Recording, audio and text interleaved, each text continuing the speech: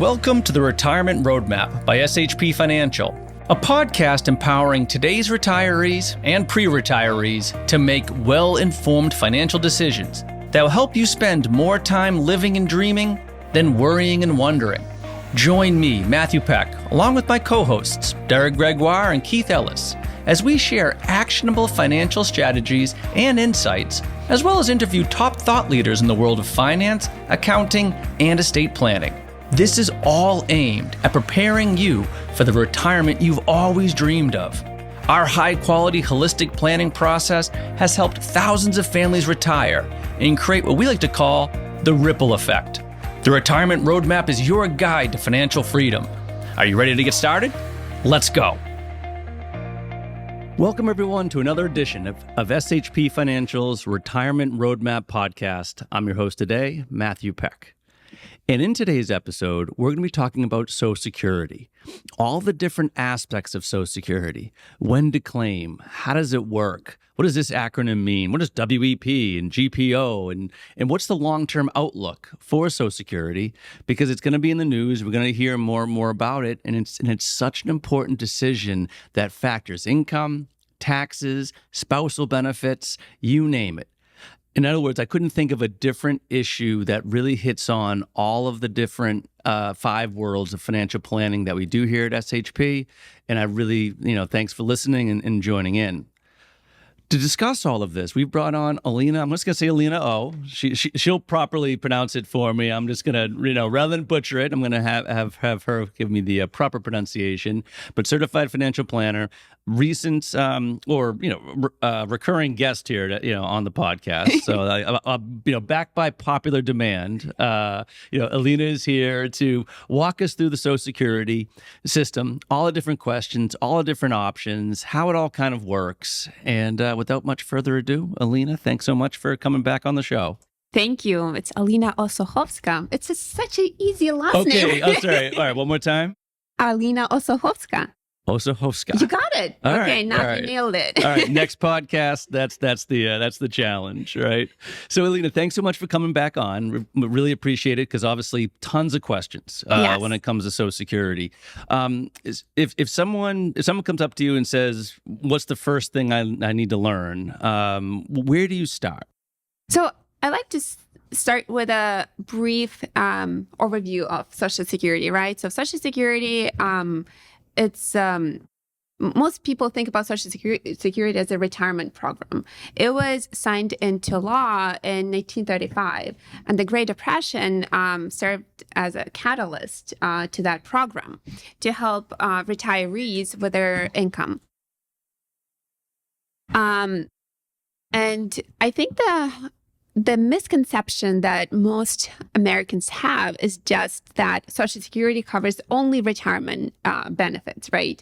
But it actually has four types of benefits: retirement benefits, spousal benefits, survivor benefits, and disability income. Mm-hmm. And I think it's important to know more about all these categories to make an informed decision when you claim your benefits, because sometimes when you think only about retirement benefits, you can miss out on spousal benefits as well as survivor benefits. But no, it's a great point about how Social Security isn't just a retirement program. Just in regards to all the different changes in the 60s, in the making more on the disability end of things. And I think that's also why it gets so confusing, because it is multifaceted. It's not just this government pension program anymore. It really does impact all of those different areas. And that's what I was saying too. I love the fact that it incorporates income planning, tax planning, legacy planning, i.e., again, and spousals, at that point. And so that's why I think this podcast is so important. So with all of that in mind, and I certainly let's zero in a little bit on retirement and when to claim. I think that's probably the biggest question we get is when to claim. So when do I claim Social Security? It depends. The answer that I always say, it really depends. It really depends on a specific situation. When we here at SHP, when we do an analysis on when is the best age to claim, we'll look at 5 worlds, right? We'll look at income, like, do you have any other sources of income?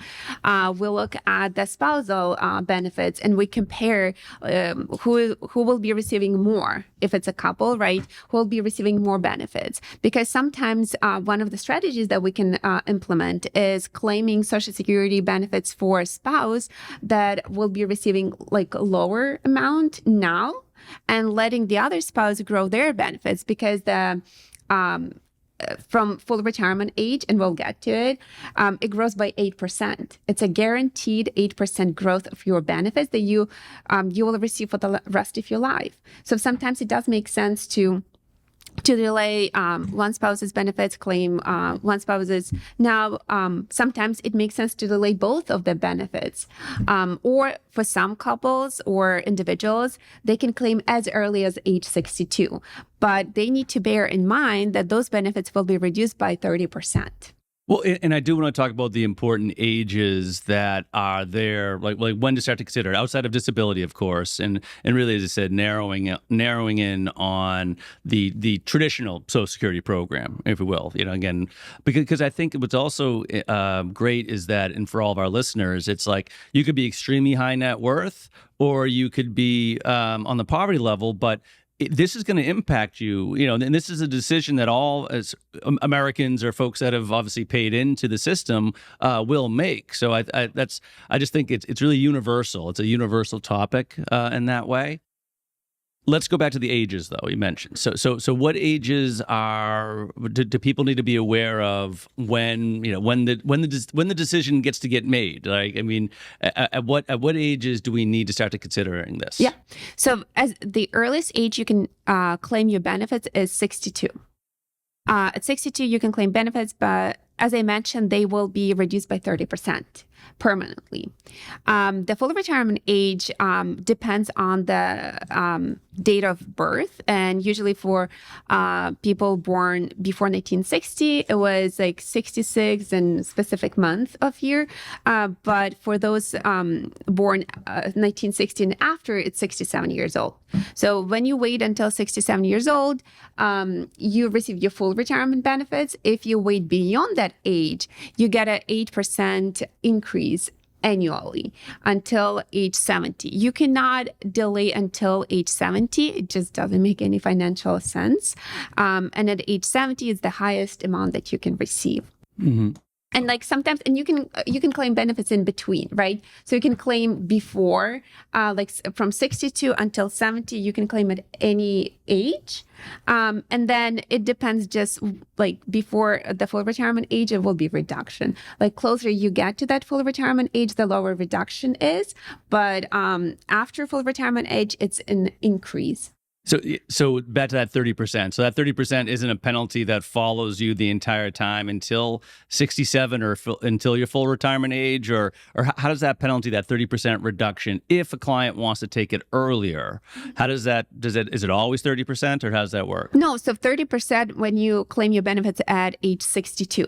But then every month, I would say it depends on the monthly delay, right? Because every month will give you a little bit increase from that 30%, right? So if you wait, for example, you're 62, you wait another month, so it's going to be less than 30%.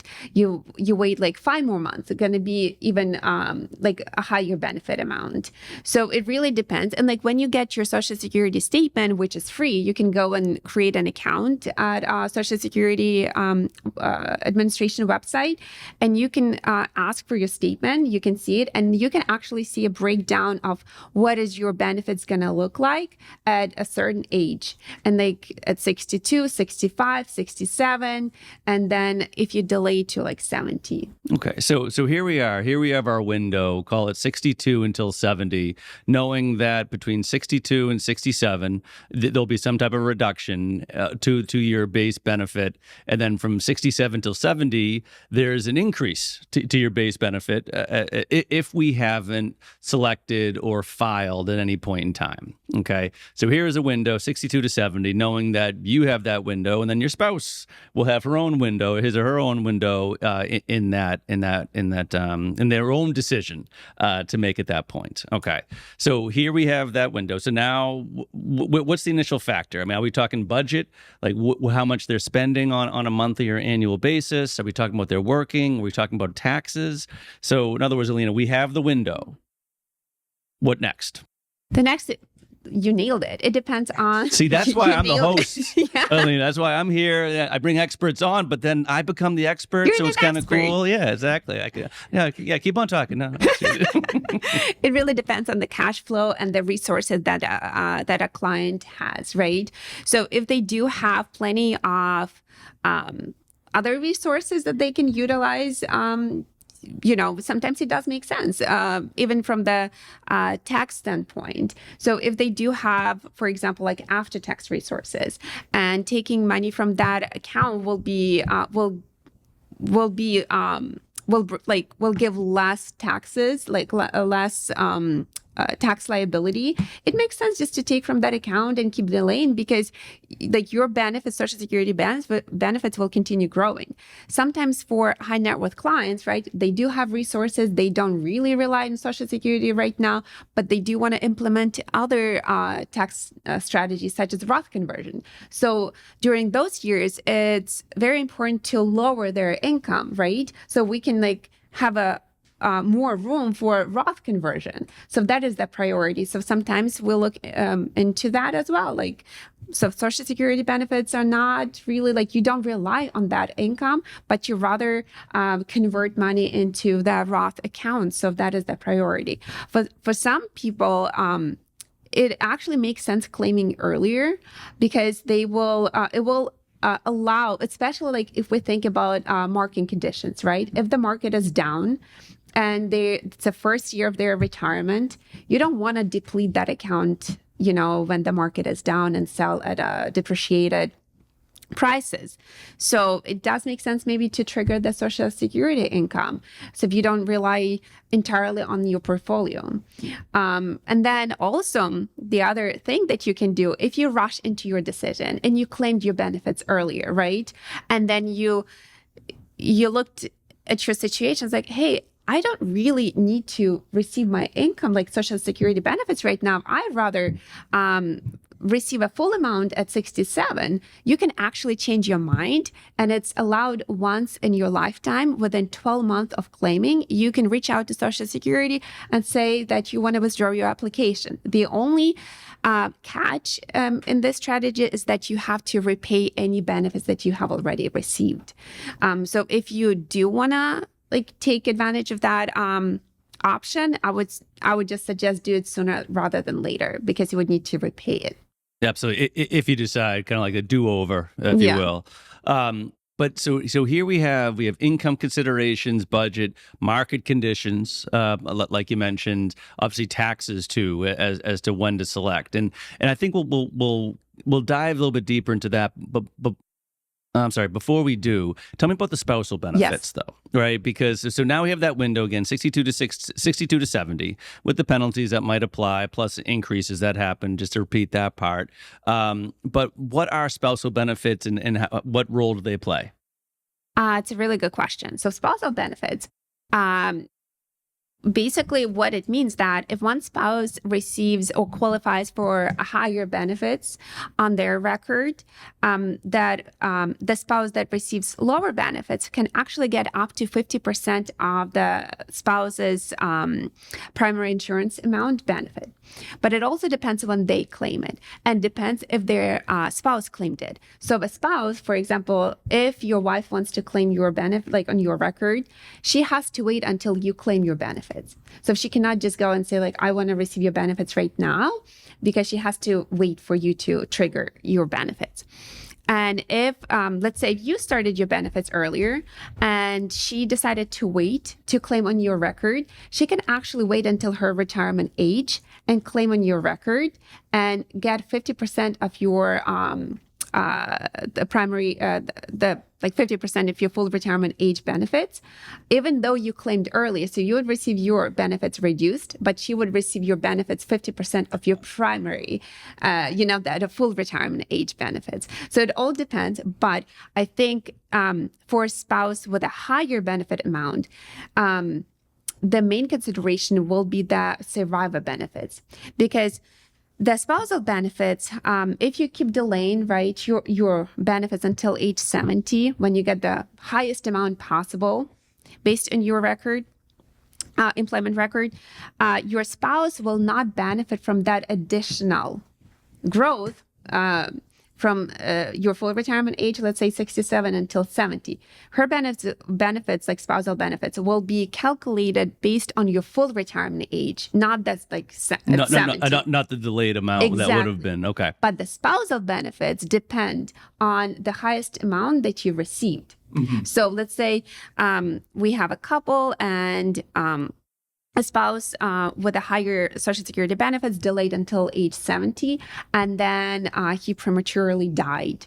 So his spouse can receive survivor benefits, and those based on the highest benefit that the deceased spouse received. So that delaying for this in context of survivor benefits makes sense. Yeah, I mean, and that's what's crazy because you brought up survivor benefits, which is a whole other facet to this decision, right? Because clearly we don't know when we're going to die, but at the same point, factoring in your health, your spouse's health is also a factor, because if we're in terrible health or on death's door, well, when you take your benefit and then what that benefit's going to be to your spouse is going to have an impact, where if you're fit as a fiddle and both of your parents lived 110 years old, you have longevity and you have those genes, and that has to be considered as to when you're going to take it, because you might want to delay for a whole lot longer until, let's say, until 70, because you're going to live for another 30 years, again, based on longevity or the expected longevity. Yes, and longevity of your spouse as well, right? Yes, because correct. Like your decision can affect like both lives. Mm-hmm. So that's a really good point, because we always ask our clients about what is the expected longevity, right? Because as you said, if they're in great health and based on their genetics, like their parents lived a long life, sometimes it does make sense to delay benefits if they are not fully relying on that income now, like they need that income now. No, absolutely. And I think too, and when you mentioned about the markets, I think that's a really, really important part, because you certainly don't want to sell in the middle of a bear market and whatnot. So I will come back to the different, kind of all these different sort of examples, right, as to when to take and how that works. But if you don't mind, Alina, tell us a little bit about the analysis itself, because as a term that I use with our clients is called the break-even age. Yes. Right, where it's like, okay, hey, if you take it here, it's better off depending on when you pass away. And there's a great analysis and bar graph, and very nerdy, I know, but it's illustrative, and it kind of really helps make the decision. Quick little sidebar. I love telling people about how the beauty of financial planning is that I can't guarantee that clients are going to make the best decision, but I can guarantee that they're going to make a well-informed decision. Exactly. Right. So what type of analysis do you do if a client comes in? How do you help them make that decision? It's a really good question. And we do have great softwares. We use a financial planning software. We also use a tax planning software. So when we do a Social Security claiming analysis, like what best age, we'll look at everything. We'll look at their income right now. Do they have like a gap that needs to be filled? And we'll look at their accounts. What accounts they have? Do they have only pre-tax accounts? Do they have like a combination, like more diversified portfolio of from the tax standpoint, like they have Roth, they have pre-tax, they have after-tax. We'll also look at both like spousal benefits and like what is the amount and what is the reduction. And then we run different scenarios. Like Imagine claiming as early as 62. What about 65? What about 67, like full retirement age? What about 68, 69, or 70?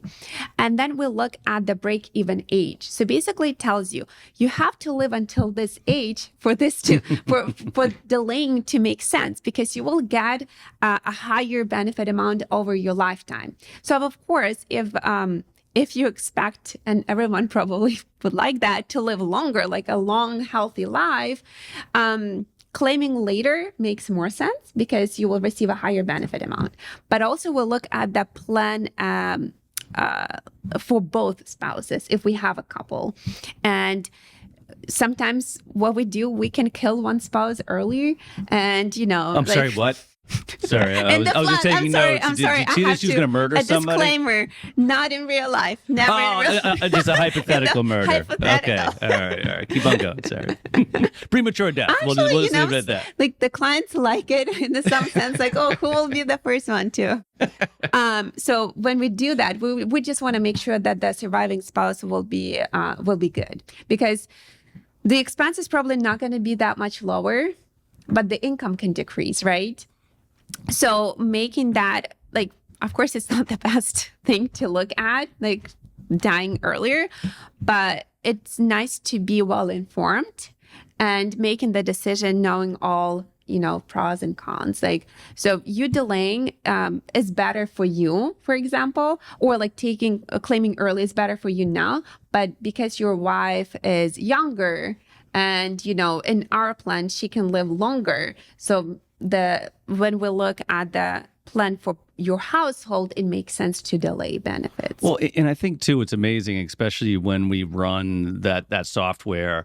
I sometimes engineers specifically will come in, right, and they'll have like, well, I ran my own spreadsheets just to compare it, and it's amazing how off they are, not because their numbers are wrong, but more because of all of these other factors that come into play. Because one thing you mentioned about the spousal benefits, and knowing that, okay, if someone were to predecease the younger spouse, not only, again, does their Social Security benefit or is their income less, but budgets or their spending is usually the same, but their tax situation changes. They go from they go from married filing jointly to single, which has a big impact. So if they want to have the same exact spending, well, their taxes have just gone up because the surviving spouse is now filing as a single individual versus married filing jointly, right? So it's like a lot of these spreadsheets, which are just great because they run on a mathematical level, and again, the numbers are accurate.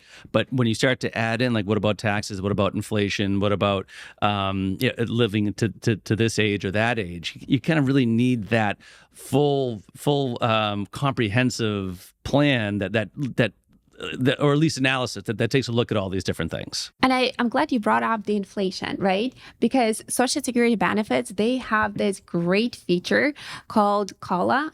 And it basically means that it adjusts benefits to inflation every single year. And do you remember when we had like a really high inflation in 2022? Yeah. Like 9% it reached in June, I think, Correct. And 9.2 or something.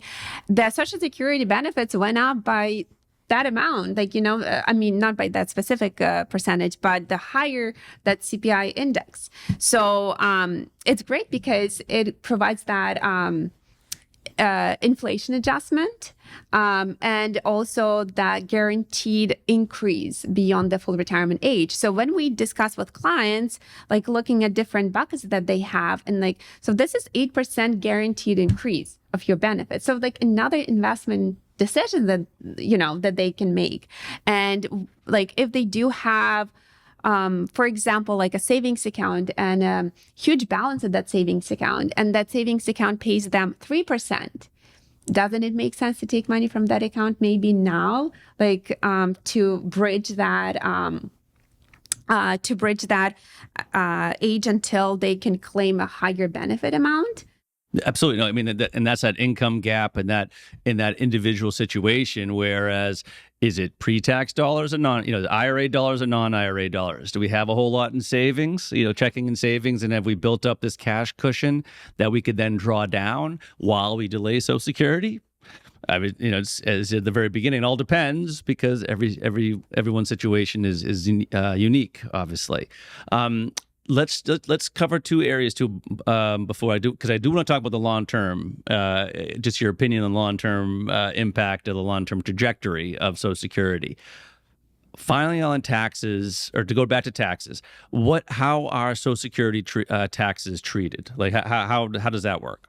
So it cannot be taxed more than 85% of the benefit amount. Okay, right? 85%. 85% is the highest. So if I get a check for $2,000 from Social Security, the highest of that $2,000 would be taxed. So only 85% of it.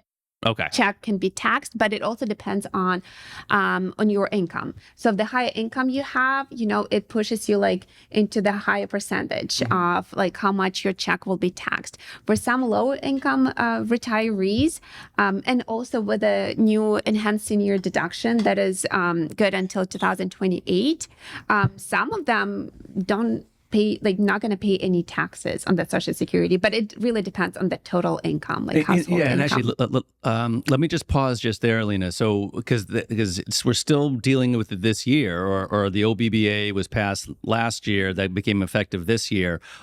How are Social Security? Because I know there's extra deductibles and things along those lines. So first off, to repeat, if you're receiving Social Security checks, 85% of the check that you receive is taxable, and then it goes on to your taxable income. It's like up to 85%. Up to 85% of that Social Security check is a taxable event.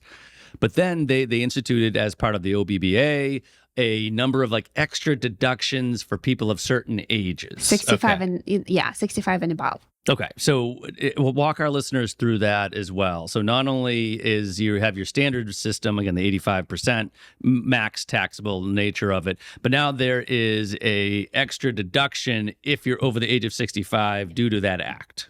Yes.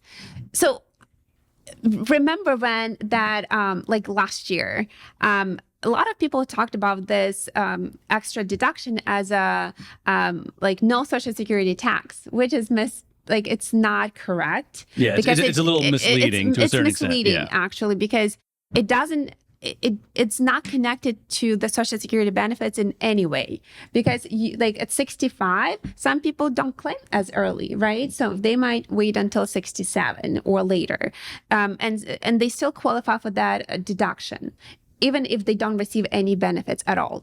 But basically what the deduction does, based on the filer's income, because it also phases out at a certain income level, it lowers, it's a below the line deduction, meaning that after the adjusted gross income is calculated, it lowers that amount for taxable income. So it's $6,000, the max that you can get per person. If it's a eligible couple, like 65 and above, they can get up to $12,000.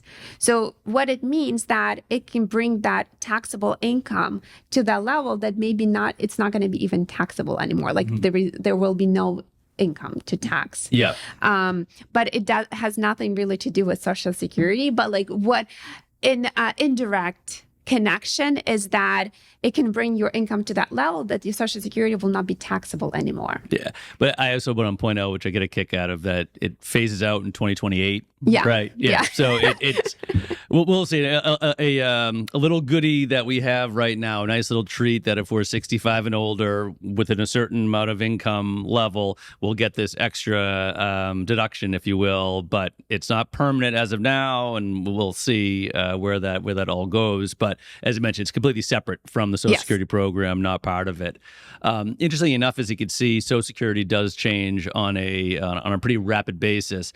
There was also another big change 2 years ago with the Fair Reporting Act, or what was the name of that you mentioned? So the Social Security Fairness Act, it was signed into law in January 2025. Okay. And basically what it did, it repealed two long-standing provisions, the windfall elimination provision and the government pension offset. So it really affected those people who worked in a public public sector. So basically, we're talking about firefighters, teachers, police officers, and government employees. And those people, they usually qualify for a pension that is not covered by Social Security taxes. So the windfall elimination provision affected the retirement benefits for those people.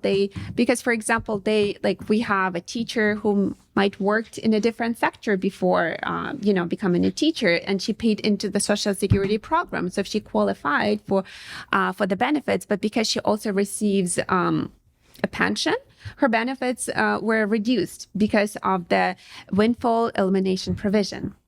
So that provision was repealed, and now she can actually get the full benefit that she paid into the program. The government pension offset affected spousal and survivor benefits. So if you have a couple and one spouse, let's say, never paid into Social Security, so she didn't qualify based on her record for Social Security benefits, but her spouse did. That provision, the government pension offset provision, restricted, limited, or even eliminated the benefit that she would qualify. So now it's gone. Okay, so now people are getting their benefits, whether it's their benefits or the spousal benefits, whether they were a firefighter or a teacher or not, they are getting their benefits. So yes. Most people who were already enrolled into Social Security, their benefits were automatically adjusted, and also they received some retroactive payments if they qualified. However, for those people who never applied, let's say they didn't qualify in the past, so they never applied for survivor or spousal benefits, they have to go and apply because it didn't just automatically enroll them into the system. So those who are listening and who if this situation pertains to you, I would suggest going to the Social Security Administration website and check and apply because you might be missing out on some additional income. Yeah, no, absolutely. It's a fine point because I think very times the government will pass things that will impact you, but it's not their job to tell you that it's going to impact you. It's your job to find out, and it's your job to inquire and to ask. All right, and then one other factor that we didn't really talk about that I'd like to is the impact on working while claiming benefits, Social Security, because certainly during my discovery meetings with clients and prospective clients, I'll ask them to say, hey, when you leave the career over here, do you want to continue to work? Do you want to plan on working? Do you not want to plan on working? Are we looking to be a consultant? What are we trying to do in the next stage, in the next chapter of your life? But working and Social Security interact in a certain way. So what are those rules? Yes, it's actually a good question because for those people who don't want to fully retire, they always want to work. They do enjoy work, and that's great. And they do work part-time. There is a limitation that applies to Social Security benefits if they apply prior to their full retirement age. So if you apply prior to your full retirement age, let's say 67, and you continue to work, your benefits can be reduced. If you receive I don't want to give you the wrong number, but it's close to $25,000 a year. If you receive by that. By the way, I really just I can't stand how they have all of these odd numbers. It's like 19,574. I mean, could you just flatten it out? But okay, keep on going. Sorry, I interrupted. That was very rude. That's totally fine. So if you make above that specific amount that is listed on the Social Security Administration website, your benefits will be reduced. And it also has depending on the amount and depending on your age, it will be reduced, but they're not going to be lost. You're going to get them back at your full retirement age. But if that is a concern, I would say, if you're going to receive reduced benefits now, and also you get a reduction in benefits because you're claiming earlier before your full retirement age, and you continue to receive income from employment, in most cases, it just makes sense to wait. Well, it would, and to that point, right? It's the fact that this only applies, this limit and this sort of haircut, but then you get the benefits back, only applies from 62 to 67, or only applies from early retirement to your full retirement age. after that, you can work for as long or as little or as lot as you would like, and then not have to worry about this sort of, I don't know, calculation, that goes into it. Yeah, exactly. So like at full retirement age, go back to work if you want to. Like I wouldn't want to, but who knows? People are different. You can go back to work and make as much as you want, and you will be getting your full retirement benefits, no reduction. Excellent. I mean, and I love all this stuff, Alina, because the fact we're back to all of us being unique, right? It's like, do you want to work? Do you not want to work? How much do you have saved? Do you how much tax planning are we looking to do? What's your spousal situation? All of these factors are obviously unique to and specific to each one of us as individuals, right? And so then you see each individual makes their own individual decision, on Social Security once you weigh and kind of balance all these things out. But now, so now we've kind of walked a little bit through the system. I mean, it's still a lot to process because there is so much that goes into it. You can turn it on, you can turn it off, and you can, as you mentioned a little bit earlier. But let's also peer a little bit into the future, because I do think that's in the news about the long-term strength of Social Security. Because in 1940 there was 42 workers per retiree supporting it. So 42 people were pooling into the system to help support one retiree. Now there's only 3 people that are pouring into this, into the pool to support one, and you get an idea that it's sort of underfunded, or the long-term trajectory is not positive based on the demographic shifts that that have been happening. Not to mention some of the goodies that the government has been paying, has sort of been sort of lavishing out on voters. So what do you think about the long-term sort of outlook for Social Security, and how would that factor in if you're advising clients on when to take it? That's a really good question, and we do get some concerns from the clients about so as you may know, I just want to mention, like, the Social Security is funded pay as you go, meaning that we are paying taxes right now supporting current retirees, right? So our FICA Social Security tax goes directly to support their benefits.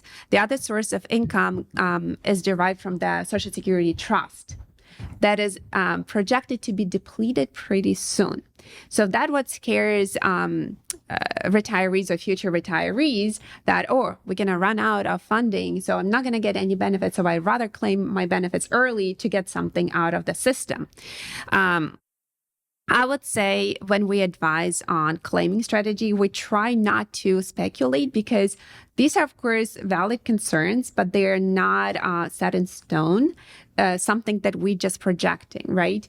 This might happen, this might not happen. It's a bipartisan problem, meaning that Congress and, everyone, like Democrats, Republicans, Independents, they are interested in keeping this program alive, just because people depend on it, people like it, people paid into it, right? So we all paying into it, so we do expect some return.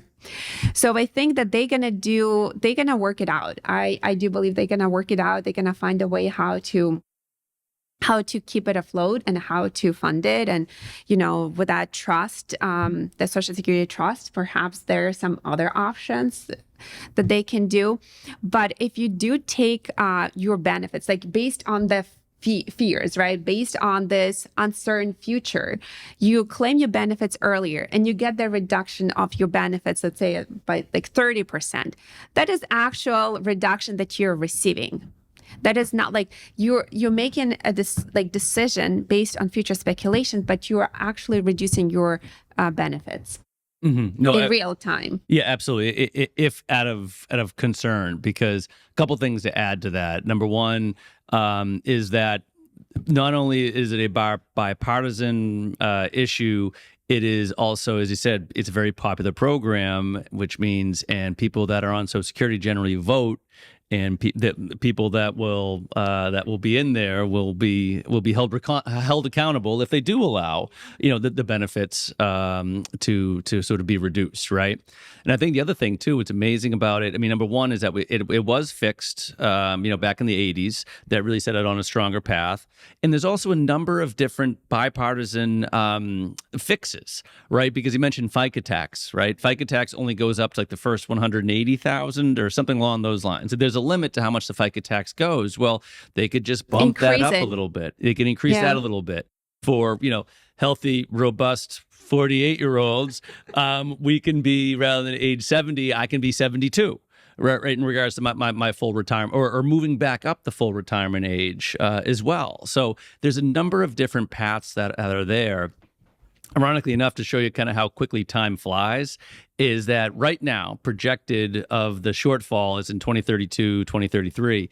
The senators that are being elected in this election, in 2028 November election, will be in power when the rubber hits the road, like when the crisis or whatever you want to call it needs to get addressed. And so that kind of shows you a little bit how close we are to that day happening. But I do think that, personally thinking that they will eventually fix it.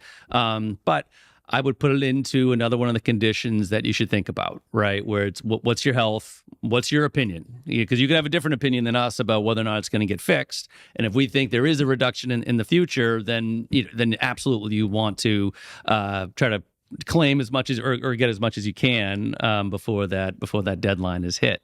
All right, Alina, any final thoughts on Social Security before I wrap up, or anything else that you think that's important for people to know? Yeah, I know. We need to do another episode on Social Security because there is so much more that we can talk about, in like ex-spouses benefits or even like survivor. Oh, right. Yeah. Like divorces, like divorce spouses. Yeah. Absolutely. It's very interesting as well because there are different rules and how you can claim and, as well as survivor benefits or disability benefits or those who have dependent like children under 16, how they so many rules and so many strategies. I don't want to overwhelm our audience because we talked so much and so many different numbers and different rules. I guess I would just suggest people who are deciding on when to claim, don't rush into the decision. Make an informative choice, and also don't make a decision based only on the future fears, right? Like we're not going to get any Social Security benefits. Like don't make decision just fully based on the fears. And if you need help, come to us. We're here, happy to help. Shameless plug there, but she's absolutely right. But I love the fact that here. Thank you, Alina, by the way. But I just love the fact that here is a program that's universal, right? Here is a government program that covers all government, or I'm sorry, all American citizens that have paid into the program and their spouses and different things along those lines. So here's this broad, massive program with all of these different facets and all of these different options and whatnot, but we're all covered under the same exact system. However, how you eventually make that decision is just yours, right? It is so unique to you and to your family situation and to your working situation, your tax. I mean, and I get such a kick out of it because it's so symbolic for me of when I'm getting to know somebody, for the first time, whether it's in Plymouth or Woburn or, we have a, office in Braintree we use from time to time, and Hyannis, absolutely, right? And so as I'm asking these questions that cover things from, hey, how's your health? Hey, what's your spousal situation, kid situation, spending, savings, taxes, legacy, all of that goes into this eventual decision on when to take Social Security and when to claim. So as I said, it's kind of symbolic of the financial planning process, all boiled down into one decision.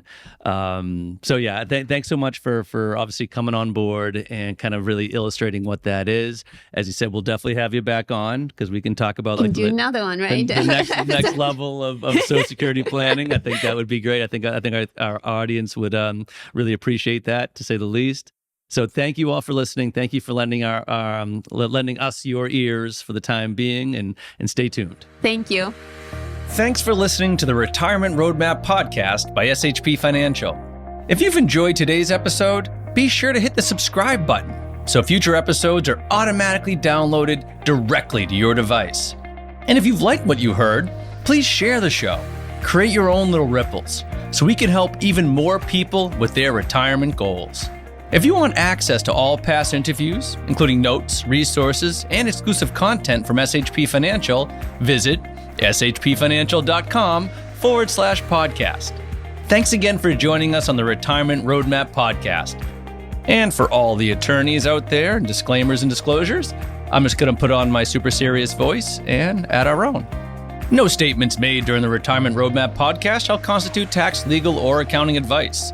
You should consult your own legal or tax professional on any such matters. Information presented is for educational purposes only and does not intend to make an offer or solicitation for the sale or purchase of any specific securities, investments, or investment strategies. Investments involve risk, and unless otherwise stated, are not guaranteed. Our investment advisory services are offered through SHP Wealth Management LLC, an SEC-registered investment advisor. Insurance sales are offered through SHP Financial LLC. Our advisors and insurance reps may offer clients advice and/or products from each entity. No client is under any obligation to purchase any insurance product.